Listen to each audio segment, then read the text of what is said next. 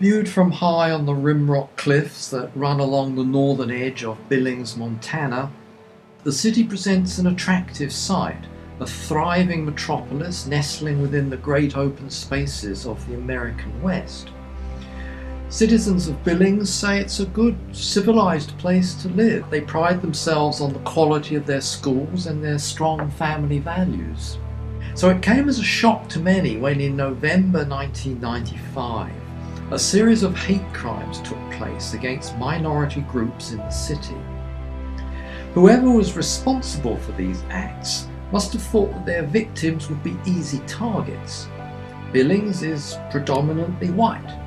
Native Americans, African Americans, and Jews make up only a small percentage of the population, but there are just enough of them to frighten and harass, or so the haters must have thought. They mounted a series of nasty attacks. Graves were overturned in a Jewish cemetery. Offensive words and a swastika were scrawled on the house of a Native American woman. People worshipping at a black church were intimidated. A brick was heaved through the window of a Jewish child who displayed a menorah there. But the white supremacists, or whoever they were, had reckoned without the citizens of Billings, who had an answer for them, and it wasn't what the hate mongers were expecting. An alliance quickly emerged, spearheaded by churches, labour unions, the media, and hundreds of local citizens. The results were dramatic. Attendance at the black church rose steadily. People of many different ethnic backgrounds and faiths began to attend services there. Their message was clear. We may be all different, but we are one also. Threaten any one of us, and you threaten us all. A similar spirit propelled volunteers to come together and repaint the house of Dawn Fasthorse, the Native American woman. This happened at amazing speed. Dawn had awoken one morning to see that her house had been defaced. By the evening, after 200 people showed up to help, the house had been repainted.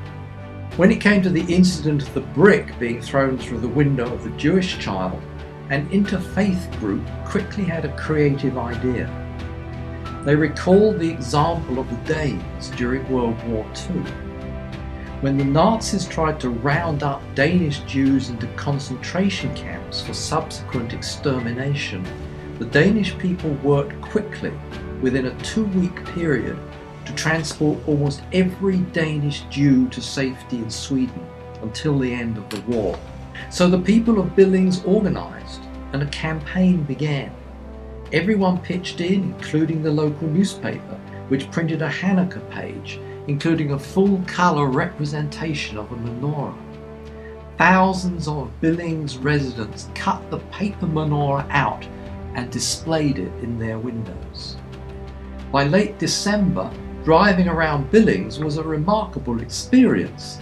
Nearly 10,000 people were displaying those paper menorahs in their windows, and the menorahs remained in place throughout the 8 days of Hanukkah. It was a brilliant answer to the hate mongers. A town that had few Jews was saying with one collective voice, "We are all Jews now." The story of what happened in Billings quickly spread, inspiring a national movement called Not in Our Town.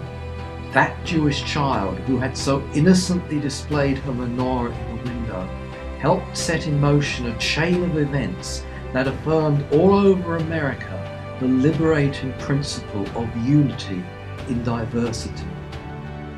Not for nothing does a menorah have many candles flickering on a single stand.